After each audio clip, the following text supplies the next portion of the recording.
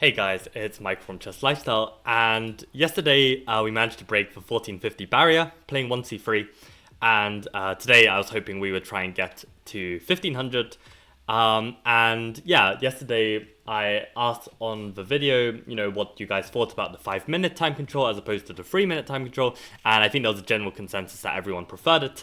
There were even some suggestions of 10-0 as a time control, but the thing is with Rapid right now, my rating is still at 800 and not calibrated, so then that would take a whole different journey. So I think we're going to stick with the 5 minutes, we'll get in a few more games, and maybe one day I will do some 10-minute C3 Venom analysis, and maybe I'll make some videos that are just one video for one game, one 10-0 game, and then we can analyze the game after. Maybe some content like this. I know John Bartholomew used to make some videos like this. But yeah, let's continue with this speed run, and we get the white pieces. Fantastic. So let's play another game of 1c3. And okay, my course is a complete repertoire. So okay, we've got e5 here, and again we're getting the exchange Caro-Kann. I like to start with knight c3, not bishop f4, because they have to defend the pawn. If they play bishop d6, then I win it, and bishop f4. So we get this Queen's Gambit declined exchange variation. And now you see that the opponent has played bishop f5. Now, in the past, I've recommended that we meet bishop f5 with queen b3 in other lines of London. But here I don't think it's particularly what we want, because if we put the queen on b3, you got to remember in these setups, we're trying to play for the minority attack, and the queen is going to be blocking the pawn. So I'd much rather, not use my queen to block the pawn, and instead just trade off this very strong bishop, and we get a position something like this. So we've traded off the bishops from the board, but actually we're not concerned in the slightest. I'm even going to start with this move h3, just avoid any kind of business, and also make sure that I have an escape square.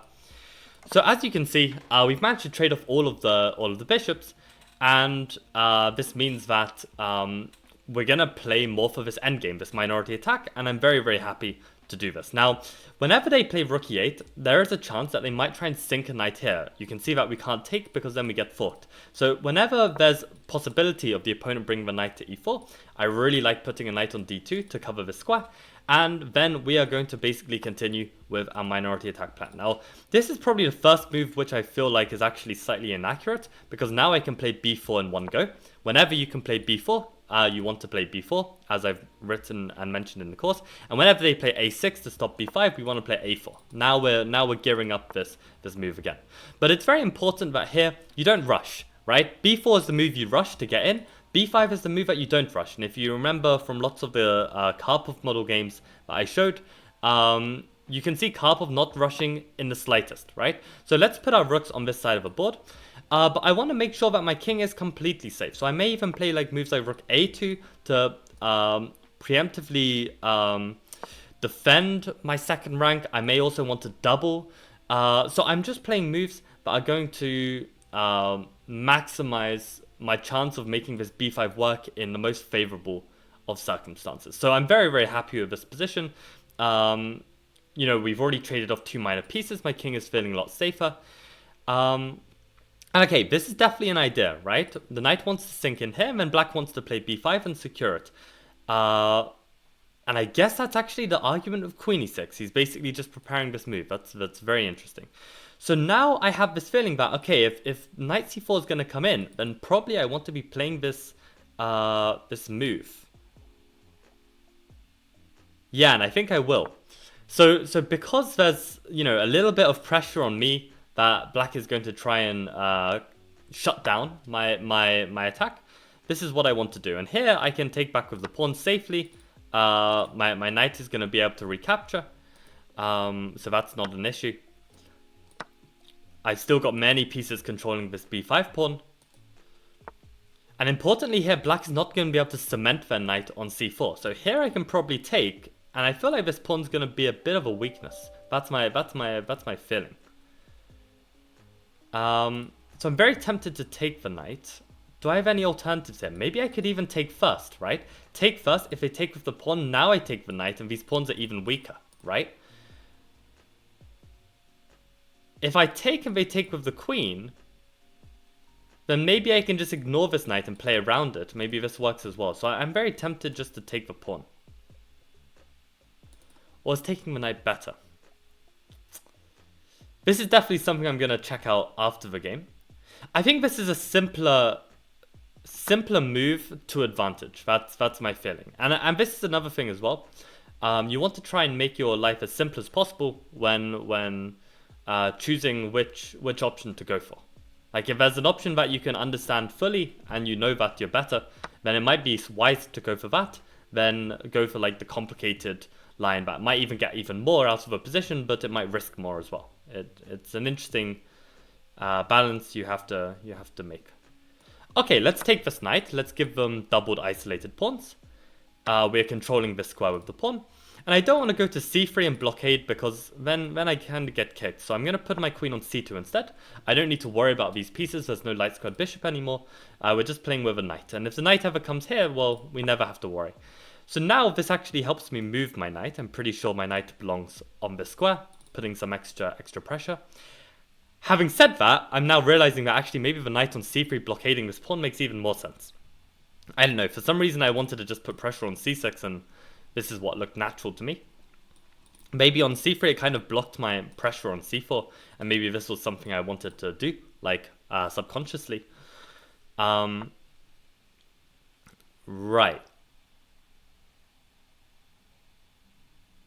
So this is perhaps a little bit annoying. Maybe I can do this, right? And put the knight on c5. Yeah, let's do that. Don't mind if we trade more pieces. Ultimately, I've got a stronger pawn structure. So, in theory, this resulting endgame should be slightly easier for me to play. And you might be thinking like, oh, Michael, well, why are you like, making this such a difficult process? Like, why don't you just play, some sharp attacking opening where you can beat this 1500 in like 20 moves, right? Because, in theory, a player of my level should be okay, and that's just a free piece. I will continue my rant in a second. So I'm just calculating what is the best way to capture with, and definitely I ideally would want to capture with the queen, because then if I can trade more pieces, this is better. The only case I don't capture with the queen is if there is a risk that he makes a passer and he wins, but I don't think there's any concern of this. So my point with this, allowing myself to get to this endgame where I'm only slightly better, rather than, let's say, trying to play more ambitiously, the point is that I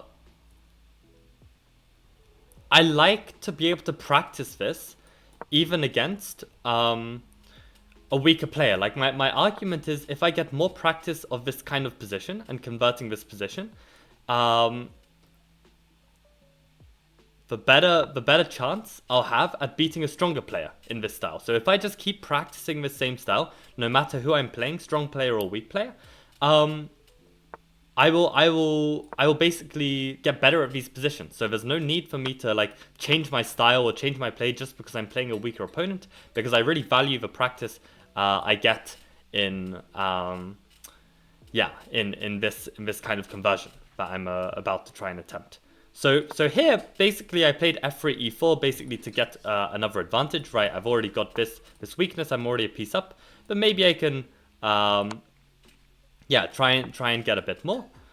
I'm just making sure my position is well defended. I want to keep the knight up. I also need to make sure that I don't lose, on time.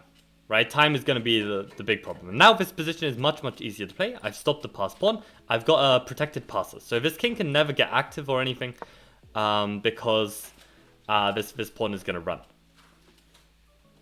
So actually, now that my king is within the square of this pawn, I can actually use my knight to potentially go after this pawn, which is what I'm going to do. So probably needs to play king e6 now. And I'm just going to gobble up slowly but surely. Okay, maybe I could have taken this pawn as well, to be honest. Probably taking the pawn is better technique. Keep this king out, just in case there's like some counterplay like this. Okay, let's bring the knight back.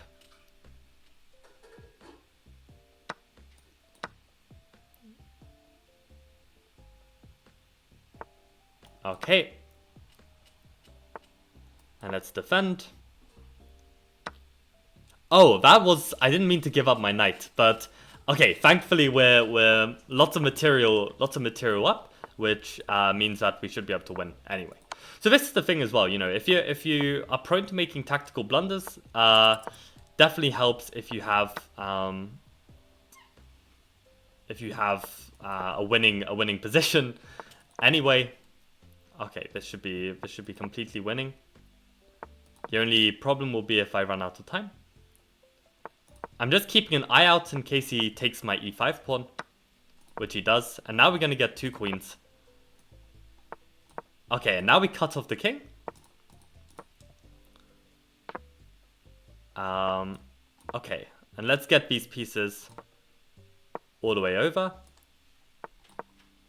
And then let's try and make this as clean as possible. And just watch out for any stalemate. Okay, now we've got the check. There's no chance for stalemate. Okay, perfect. Nice. Okay, so that was a really nice game in this minority attack. I hope like my explanations made sense. There's that one moment where I was deciding which way to transition the position, so we can have a very quick look at that. Probably the one blunder was giving up my knight for absolutely no reason. But yeah, basically, yeah, this moment here. And you can see, you might be looking over at the right-hand side and being like, oh, but Michael, the engine says it's only equal. So why am I playing this position if it's only equal? The point is that practically speaking, black has no winning chances, and white can grind and try and push for a win for the next 100 moves. And practically speaking, this is a very, very difficult situation for the opponent to be in. And practically speaking, this kind of position is not resulting in a draw. Like, it's either a draw or a win, and very often the better player who understands the position will be able to outplay the opponent. So here we see an example where the engine evaluation is not so important. I would prefer this equal position to a position that might be +2, but there are tactics all over the board, and they can easily swing to -5, right? So it's kind of a matter of taste. Maybe some players would prefer that +2 position and find all the computer moves to hold their position, but practically speaking, it's not as easy. So yeah, in this position, I was wondering whether I should just take on c4 immediately. Looks like the engine's not too much help, but actually it is. Because we can see that there's only one move to equality and many more moves to being black better. Whereas here, by taking on c6, we see that here, okay, there's one move to be better and then many other moves that are still keeping a white edge. So it's definitely clear that the computer prefers this simplification better, which is what I played for. Fantastic. Okay, let's play another game. Okay, get the white pieces again. Great. Playing a 1600 this time. And let's see what the 1600 prepares. Okay, so he's basically sticking to his e6 against everything. And he's playing in this style. Okay, well, we'll play bishop f4 anyway. Let's see how he continues. Is he going to exchange? Is he going to play d5? Okay, he's played knight c6. We're just going to complete our triangle setup now that we've got the bishop out of the chain.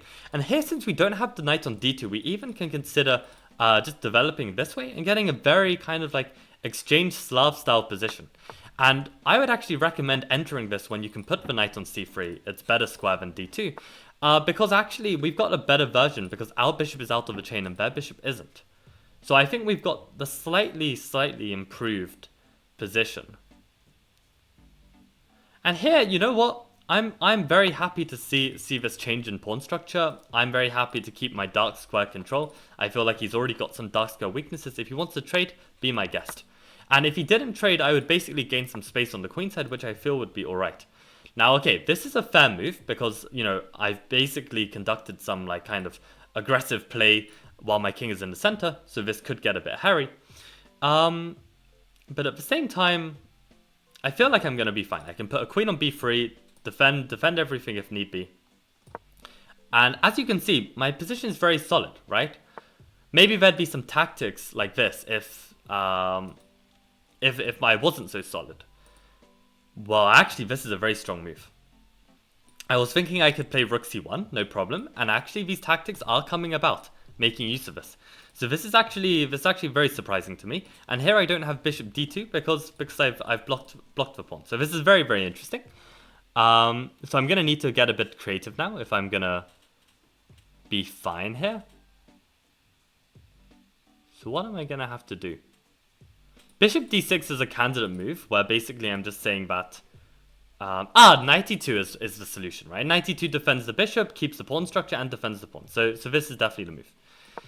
I mean, this is the other thing as well. Like, I've really done nothing wrong in the opening. I mean, maybe a3 is potentially the something wrong, because I'm basically, you know, trying to attack my opponent's piece before developing my pieces. So, you know, had I put my bishop on d3 and a knight on e2 already, then a3 can come, and it's no problem. So maybe a3 is like a slight inaccuracy. But here, now I'm very tempted to play with this bishop on d6. Keep this dark squared bishop, prevent my opponent castling, and the bishop can't be attacked, right? This is the blind spot of the knight. Feels like a very, very promising move. Like, just I mean, it's very ambitious, right? Like maybe there's some argument to say that I should just focus on developing my pieces first. But I've got the bishop pair. I kind of want to keep it. Now I can play e4 without the knight taking my bishop, and yeah, like this feels like definitely an improved version than allowing my opponent to take. Having said that, had my opponent take and I took back, I really wouldn't be worried at all. I still feel like I've got the better bishop. Okay, and they're having to spend an extra move as well, so our extra moves have cancelled each other out, and now we can get on with completing our development. So now that there's less pressure on c3, maybe we can move this knight somewhere useful. And what would be the best square for this knight? And I'm not just looking at the best square right now, I'm looking at the best future square. So let's put the knight on f4. I really like the knight on f4 because we can potentially reroute, and also the knight on f4 itself is on a sticky square, it's pretty strong. And now we can even play moves like bishop d3, right? We can just develop very quickly. I have a quick scan to see if the queen has a particular idea on this square. I didn't see it. Now I can castle. And you see, we don't need to worry about any kind of tactics. Like, this bishop is completely locked out of the game. So now we have the better pieces. How to continue? Well, we need to decide what side of the board we're playing on. And it's actually not easy to decide at all. I feel like we could play on both sides of the board with quite a lot of success. I'm going to start with c4. No, c4, maybe there's some tactics, but no, there's no tactics. So, okay, let's play c4. c4, I feel like we're gaining space on the queen side. Again, we have this broken pawn structure, but this means that we've got this open file to the b pawn. This definitely feels like something we can make use of. Now that my bishop has already forced the knight to come back and it's kind of done its job, to be honest, I kind of want to reroute these pieces a bit. I want to put the bishop back on g3, helping protect my king a bit more. Maybe put my knight on c3, and just enjoy this this pleasant position. Right. So do I want to allow this trade or not, or do I want to play bishop f4 instead? Very tough decision. Let's keep the bishop pair, I think. Let's keep the bishop pair. I mean, we definitely have some assets of controlling this diagonal. And you know what? That's actually making me think, perhaps I don't want the bishop on this square. Maybe I want to play h3 and put the bishop on h2. And just basically keep this pressure forever. Because if I am going to play on the queen side, which is what I've decided to do with my pieces, and play on this side, having this control of these dark squares is going to be extremely useful. So this is how I'm going to play it. The only thing I have to worry about is any potential tactics. I've got a knight defending my bishop, so I think I should be fine. I don't think any sacrifices on d4 should be working. And you see how, again, this 1c3 Venom, I'm not allowing the positions to become too tactical, which basically makes my tactical life a bit easier, so I've got less to worry about. Now, for the record, this might have actually been working, very surprisingly, but okay, this would also have been quite a high-level tactic for the opponent to calculate and get right. So okay, they missed it. Let's now play a4. I want to put the pawn on a5 as well, gain that extra bit of space, limit the opponent even more. Okay, looks like he's trying to play on the king side, but I reckon we're a bit faster on the queen side, so I'm not too bothered about this play. I reckon we're going to achieve something on this side. Now, if they trade queens, my instinct is that I'm very, very happy. And even more so, I want to trade on my terms. Now, you might argue that, okay, he won't trade. Okay, he did trade. But I'm very happy with this result. I can even give him an isolated pawn. This would activate his bishop though. Or I can push c5 and basically clamp down on this b7. I think I'm going to choose this. I think this is even stronger. I mean, I could go for the isolated pawn and change my plan to basically play against the IQP. But I don't really want to let this bishop get active. I think this bishop's really, really bad. And now a move like a6 should almost be working. So is this working now? I want to say yes. I want to say yes. The only question is, do I want to put the bishop here? Oh my god, I've got no time.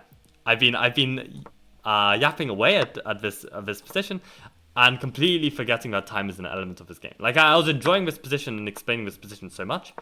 So let's see if I can play some really quick moves. This is going to be very tough. Such a shame. Such a shame. Because I mean, this position was so nice. Okay, but this position is completely winning. Okay, that was very unnecessary to allow this, but okay, we don't have much time. Yeah, losing that bishop's gonna be sad. Oh, come on, no mouse slips at this point. Okay, we get one pawn, but you can see how the position was supposed to develop had I had a bit more time. I just completely forgot that was something. So, okay, let's calculate.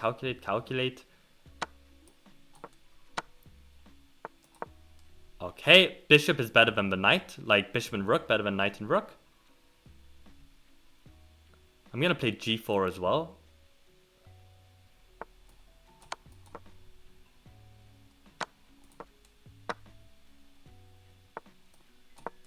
Okay, let's see if we can somehow finesse this.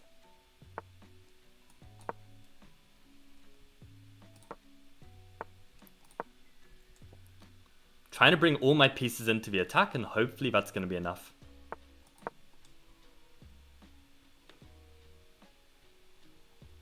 If he moves his rook, I take his knight. Ah, it's so close. It's so close, but it's not going to be enough. It's not going to be enough.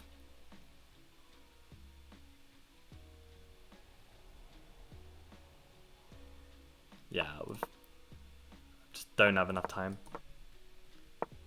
Maybe.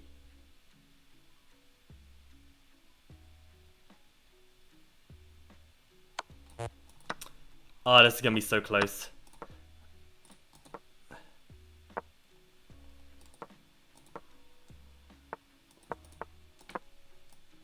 Okay, we can get a draw, at the very least.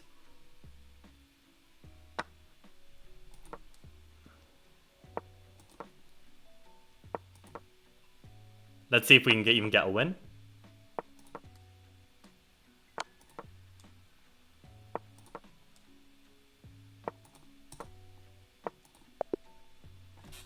What to do? But I hope you guys can see that even with 12 seconds on the clock, like this game was very easy to play, right? Like I could basically play the whole game on increment. I just completely forgot that I was down to 20 seconds. But yeah, I mean I played literally this whole game with I don't know what with 18 seconds for the next from move 26 all the way to move 63. Right? I could play this game on 18 seconds. Could I play 18 seconds in a Najdorf? Could I play 18 seconds in a complicated Spanish? Absolutely not, right? But you can see that basically my advantages were very, very clear, and this means that I can continue the position in a very, very logical way that is just very easy to do, right? So, okay, I ended up drawing this game, but I don't... I mean, there's absolutely nothing to do with the opening, right? So, okay, still, I hope that, you know, like, you gained something from that, and, okay, that time scramble was a little bit more exciting. The one thing I found that's very annoying about chess.com, I don't know if it's just my computer and my internet, but pre-moves aren't like instant. Like on Lichess, pre-moves are like extremely quick. On chess.com, I feel like they always spend at least like 0.3 seconds or something, 0.4 seconds. I definitely have some kind of lag, so I can never win by pre-moving. Like I always run out of time.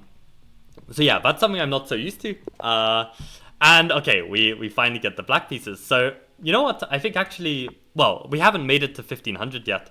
So okay, let's hope the next game is white, and yeah, we'll get to 1500 then. All right. Okay, so for our last 1c3 Venom game, I just had a couple black games. Oh my god, we're gonna get a5. Okay, well, to be honest, this is actually a really good opportunity to practice how we would play if we play something completely random.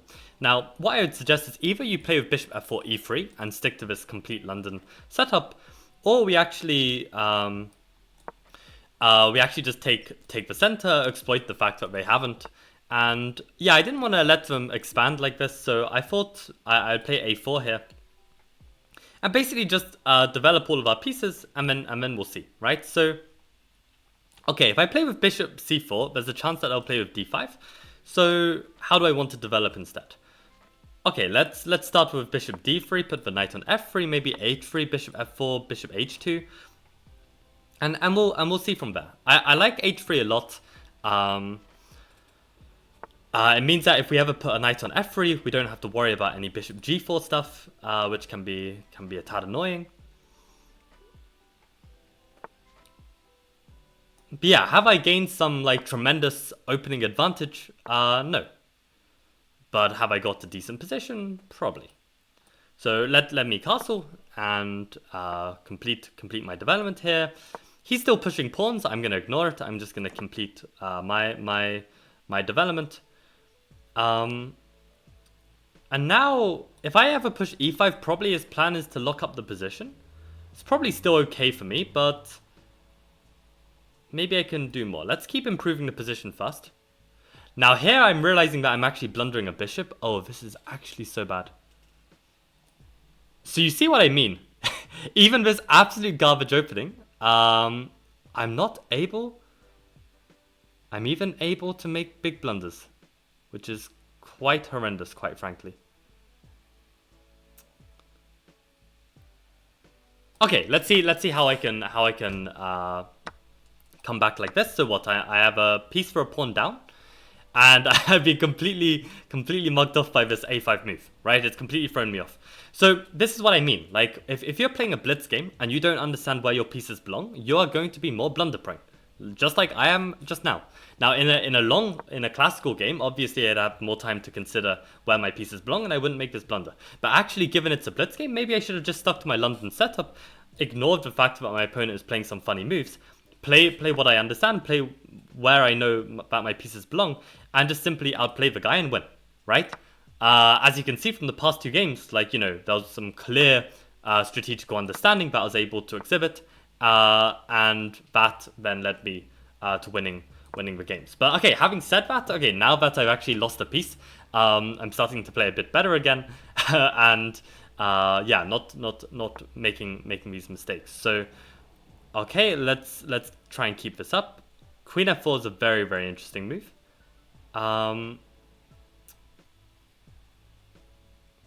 What's the best way to deal with this? I'm gonna try this move. It basically enters maximum chaos, but my idea is that I'm gonna be able to defend my knight in this way. And if he takes with the rook, then that unprotects here, and if he takes his knight, that's actually a good move. So yeah, nicely played from my opponent. I think I'll just drop back bishop g4. I don't think it should be costing me the position or anything. Let's throw this in as well. So I'm still a piece down, but a piece for 2 pawns at least. So I've got some chance of fighting back. So this will be some good practice of that. So here I'm gonna need to bail out. If I move my bishop, I lose my whole rook. And it's very important that when you go down material, you don't panic. You need to keep fighting. You need to keep your head up, and you need to understand where are your advantages. So here, I've got a light squared bishop against dark squared bishop. His king is exposed. He played f5 very, very early. This means that there are going to be more tactics on his king. So I'm going to be greedy and grab this pawn. I mean, ultimately, I'm material down. I need to be a bit greedy. Otherwise, you know, my endgame prospects are really, really looking bleak. And okay, now he's threatening some tactics, right? So we need to be very careful here. So one way to get around this is simply to get off this line, right? Like, this might be the smartest way. The only problem is he might be able to sack anyway and bring a knight in. That's my only fear. Is that busted for me or not? I could play rook g1. And maybe I'm just about holding. You know what? I fancy chancing it. Like, you've got to play the player as well and hope that they're going to miss this kind of idea. They might. They might. And ultimately, yeah, if I want to play something else, like move the bishop, it just felt very uncomfortable to me. Like, I like the bishop on f3. The only problem is maybe he sacks. Okay, he found it. Nice. But the thing is, I'm not lost here. I'm not lost here. So if I'm not lost, then I don't mind playing this position and gambling a bit. I mean, we're material down. We've got to gamble at least a little bit. And my idea is that he might take the pawn, thinking that he's doing great. And here I've got this check, and I'm gonna pick up the knight. So okay, I had some tricks, I had some ideas. I wasn't sure 100% if it was in my favor or not. Turns out it was. And now I'm actually going to have a slightly better position. And okay, we managed to avoid embarrassment and losing to this a5 move. But okay, just because now I've outplayed my opponent and got back, I cannot relax. If I relax here and I think that everything is winning, this is the sure way to lose and mess up. So I need to stay focused. What is my current situation? I am 4 pawns up. I need to make sure that I keep defending this f3 point. I do not want to lose that. And now by pushing h5, he's actually weakened this g4 square, and I can bring my queen back. And now I'm going to be able to do some ideas. So he probably has to play g5. And here my king feels a lot more snug. That's my feeling. My king feels a lot more snug. I get my rook back out and try and make use of this rook. Now, the good news is that his pawns are very, very weak. So, yeah, like I think this position should be relatively easy enough to convert. But okay, there's always chance that my opponent gets something back. I've got some weak dark squares around the king. He's got a dark square bishop. I definitely need to be a bit careful. So let's start by trying to activate my rook. No good having a rook blockading a pawn and doing nothing. I need to try and get this guy back out. This is a clever move.